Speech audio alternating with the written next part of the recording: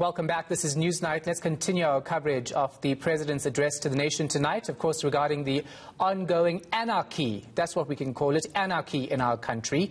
The DA leader, John Steenhuisen, joining us live. John, thanks for your time. We appreciate it. Was that promising at all to you, what the President had to say? Not at all, Shahan, and I really wanted to get behind the President tonight. I was hoping he was going to make a speech that set forward very clearly what the plan was, that would be comfort to a nation that are frankly sitting tonight in absolute fear. But that speech fell far short of doing any of those things. And even while the President was speaking, we saw the scenes of KwaZulu-Natal literally burning, being looted with impunity. Police, army standing by, watching looters just continue to carry out the pillage that they've been conducting throughout the day. And I don't think that speech tonight, unfortunately, is going to be any comfort to the residents of KwaZulu-Natal, my home province, this evening, who are living in absolute fear of their lives, their livelihoods, as well as their property and the safety of their families. No concrete announcements this evening about how many people are going to be deployed. I've had information in the last hour that there's significant ammunition and rubber bullet shortages and tear gas shortages in KwaZulu-Natal. There's only trucks that are going to be arriving there tomorrow. This is really a tough situation, and I'm sorry to say it because I really did want to get behind him this evening, but the President seems wholly out of touch with the situation as it's unfolding on the ground in KwaZulu-Natal particularly. You know, there seems to have been a failing on the part of crime intelligence when it comes to actually dealing with the looting and violence that we have seen, which is what experts have said throughout the day here, John.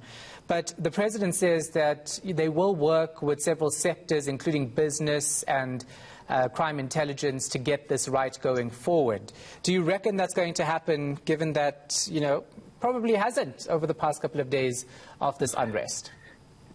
It's really quite astounding, Shahan. You don't need to be James Bond to be able to work out, or just for a cursory look through Twitter or social media, what was going to happen and where it was going to happen. It is an astounding failure of domestic intelligence that we're sitting with the situation. But frankly, it's too late for many businesses that are burnt to the ground. People's lives, their dreams, jobs, all gone up in smoke today in KwaZulu-Natal, while literally the police and the public order have been completely overwhelmed. They've lost the initiative.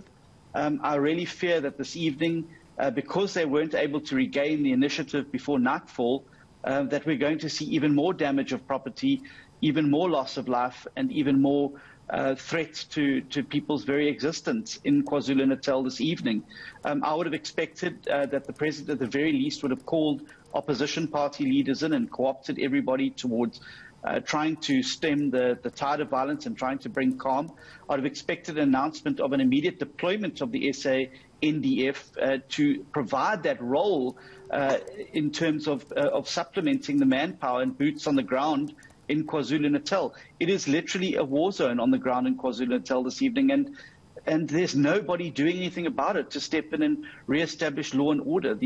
The public order policing is completely overwhelmed by large marauding gangs of looters that are traveling around the city, essentially just looting and pillaging and causing mayhem, damaging private and public infrastructure. The speech this evening, was rather like somebody bringing a pea shooter to a gunfight. We needed solid numbers on the ground, types of deployments and units that were going to be sent there, and a very concrete step that that was going to get hold of the situation in KwaZulu-Natal before it spreads to other provinces. And I really, as I said, I wanted to get behind the President tonight, but that speech fell horribly short. You know, John, let me play devil's advocate a bit, because I agree with most of what you're saying, but you have to look at it from the point of view where authorities can't be seen as being heavy-handed, and then we have this, thing of another Marikana on our hands, because it has to be a very measured approach when it comes to public order policing so that we don't have that happening again in this country.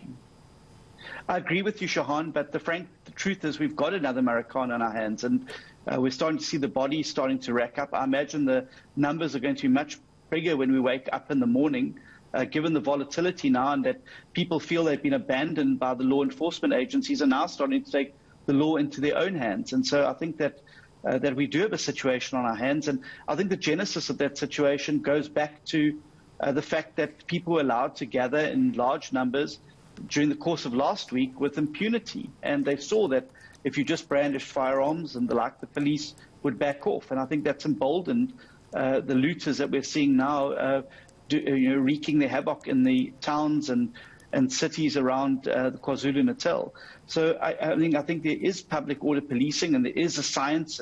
It's not all necessarily about brute force, but it's also about intelligence and smart policing. And I'm afraid we've seen none of that on the ground. And our province is literally burning to the ground. So the president cannot talk about us building while one of our provinces is burning. It is simply not an acceptable situation. And that certainly speech this evening, I think, is not going to give any comfort to anybody sitting in KwaZulu-Natal tonight, worrying about their lives and the lives of their family and their future in the province.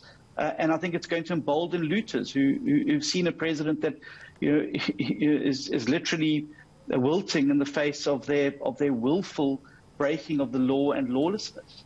And lastly, the president said he will engage with political leaders from other parties on a way forward. What would be your input to him? Well, I've been trying to get hold of the president since early this morning. I mean, I've convened our shadow national security team 3 times today, and we've come up with some concrete solutions. Some of them were contained in a press statement. Some of them the president has complied with. But I do think that it is important that political leaders do sit around the table to try and restore calm in the country. What we need now is cool heads. We need the best of all South Africans to come together to stop this violence, to be able to restore peace and law and order in the country, and to make sure that we can move forward from this. I worry that if this is not nipped in the bud now and political leaders aren't on board, it's going to spread across the country, and it's going to be fanned by the obvious economic deprivation and suffering that many people have felt over the course of the last 2 decades from failed policies. There is a tinderbox out there in South Africa, and if we don't constrain this, we don't rein it in quickly, I really fear that this is going to be something that engulfs the rest of the country, and we've got to avoid that at all costs. We need leadership now in the country, and we need the best of all South Africans to come together to stand up for our future.